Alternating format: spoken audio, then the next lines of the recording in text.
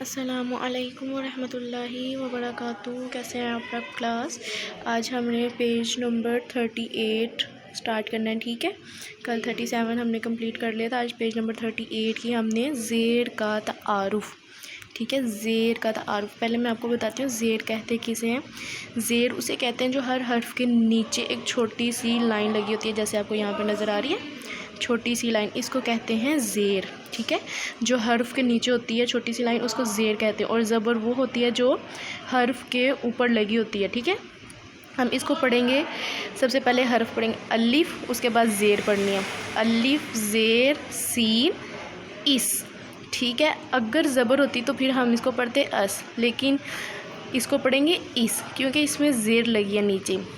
الف زیر سین اس، الف زیر کاف اک، الف زیر کاف اک، الف زیر نون ان، الف زیر نون ان، دال زیر نون دن، دال زیر نون دن، بے زیر نون بن، بے زیر نون بن، بے زیر لام بل، بے زیر لام بل، میم زیر لام مل، میم زیر لام مل، جیم زیر نون جن، جیم زیر نون